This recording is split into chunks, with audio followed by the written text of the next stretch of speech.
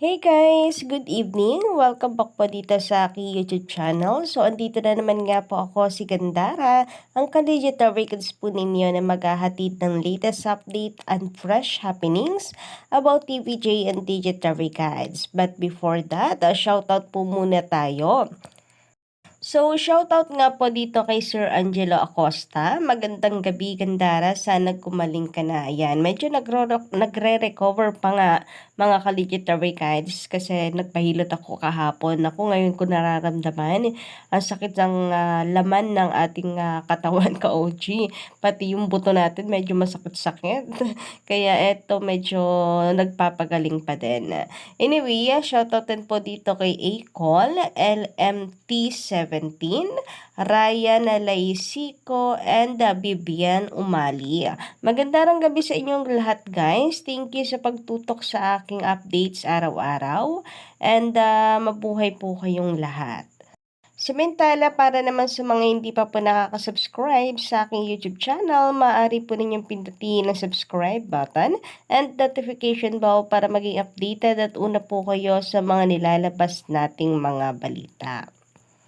And para nga po sa gabing ito, Collegiate Darvical, so ayan, i-highlight nga po natin ang tungkol dito sa pagbabalik ng Idol Cheese Dog ka-OG bilang sponsor ng EAP. Nakakatuwa naman guys no, ang CDO Idol Cheese Dog ay muling advertiser ng TVJ. Ano kaya yung dahilan bakit ngayon lang? But ganun pa man, ay ang importante nakabalik nga po ito ka-OG sa TVJ.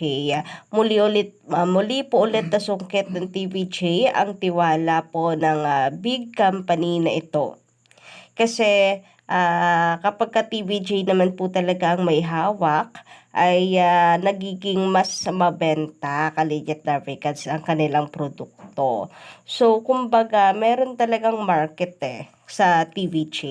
Is hindi lang po porke sikat ka-OG, hindi lahat ng sikat ay nabibigyan ng pagkakataon na mag-endorso. So, dapat papagkakatiwalaan and effective endorser. Hindi lang yung puro pagwapo, puro trending sa social media, pero hindi naman mapagkakatiwalaan ng effective na endorser. Meron pong ganun hindi effective na endorser. Pero once na TVJ po ang nag-endorse niyan, panigurado ay nagbo-boom ka-legit na record. So makikita nga po natin dito na namigay at pinamahagi po yan ng TVJ. Kaya naman maraming salamat sa Idol Cheese Dog. Huwag kayong mag-alala na at susuportahan namin dahil sinusuportahan namin ang lahat ng big sponsors ng TVJ. Kaya nga po itong Pure Gold di po ba't talagang tinatangkilik at malakas po ang kapit sa TVJ dahil kakaunting branch lamang po sila pero times 10 ang kanilang branch mula nung TVJ ang nag-endorso sa kanila. So nakakatuwa 'di ba? Na nag-boom talaga ang Pure Gold. Kaya hindi nakapagtataka na talagang ito ang kauna-unahang sumama sa TVJ at nangamusta sa TVJ.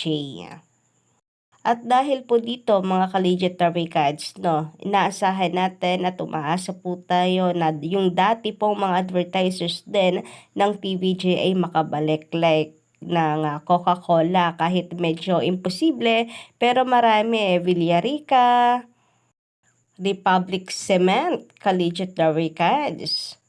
Ang Lazada, malay ninyo mga ka-legit records, di ba? Mayroon pa din po kasing mga endorsers, ini-endorso ito si Maine Mendoza na hindi pa lahat talaga ay nagiging big sponsor. Although nandiyan na po ang Bingo Plus, Token Text, di ba? Pero marami pa. And kung lahat ng yon, ka-legit records ay maging parte ng EAT big advertisers ay bongga talaga. Samantala, sabi po dito, mga panatiko ng It's Showtime, may masabi man o maipon na lang kayo ikumpara ang sinuman.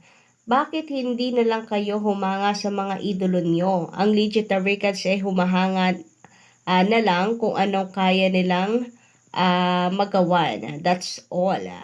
Paano gagayahin si Ann Curtis? Huwag kayong nagawa, mga panatiko, mahiya kayo. May masabi lang kayo kahit hindi naman dapat, haha.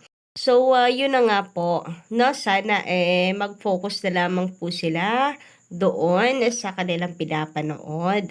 Since para sa kanila, yun ang magaling, yun ang cute, yun ang mas maganda, di yun na lamang. Ang mga TVJ fans nga hindi po sumisilip sa mga rival show, pero kayo, sumisilip pala kayo sa EAT. Then, hindi na po namin kasalanan yon.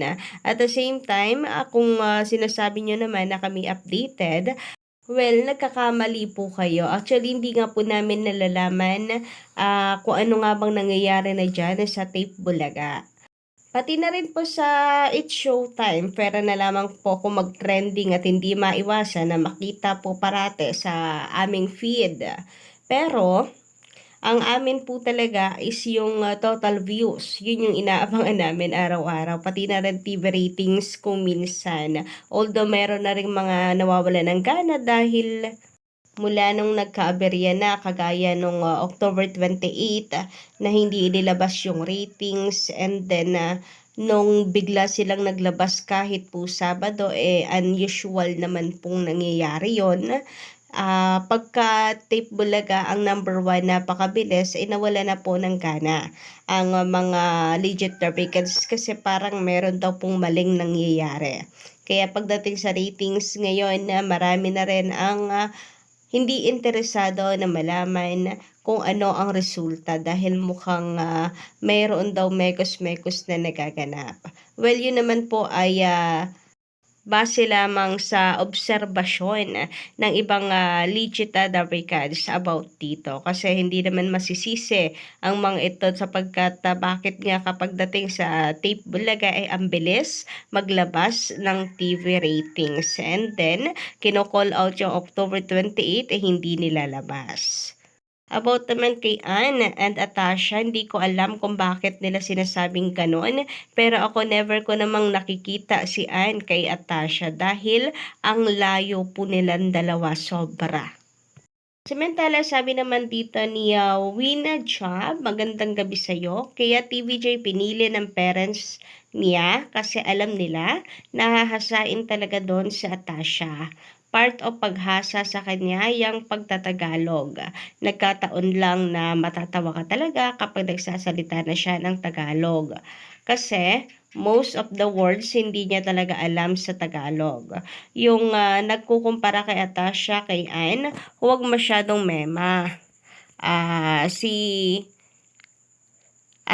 si Atasha, saglit pa lang siya na nasa EAT pero makikita mo na nag-i-improve na siya sa pagtatagalog.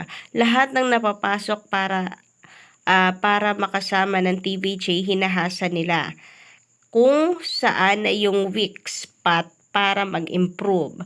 Kung plano pasukin ni Atasha ang pag-arte in the future, need niya talaga maging mataas sa Tagalog. Yes, nakuha niyo doon without bitterness sa pagkokomento, no?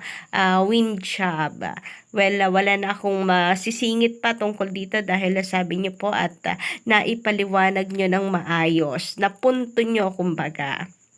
Anyway, maraming salamat na sa pagpapaliwanag po sa mga ito, Miss Win Job, and magandang gabi sa inyo. Samantala, sabi naman ni Miss Jocelyn Montales, salamat Gandara sa pag-shoutout sa akin. Salamat po ma'am. Naku, wala pong anuman Miss Jocelyn Montales. Just comment lang po kayo sa baba dahil nagbabasa po ako ng mga comments. Mali ninyo, kayo na ang sunod nating ma-shoutout at comments nyo na ang mabasa natin, di ba? Samantala, sabi naman ni Sir Dagol Ignacio, yes, good evening po Ma'am Gandara SRU, we love you. Thank you so much naman. Mabuhay EAT Legit Record sa TVJ lang forever. Kahit anong gawin nila, hindi nila mapapataob ang TVJ and Legit Records dahil legendary na po sila. Period. Yes, totoo po yan, Sir Dagol Ignacio. Kahit anong gawin po ng mga rival show na ito, never po nilang makukuha ang corona or ang trono sa TVJ sa pagiging hari po ng tanghalian. Number 1 po always and forever ang TVJ sa sobrang tagal po nila, sa tagal na po TVJ sa industriya, ginagalang na nga po ang mga yan. Kaya never nilang matatalo kahit kailan ang TVJ. So, yun lang po muna guys ang update natin ngayong gabi. Don't forget to click the subscribe button and notification bell for more updates.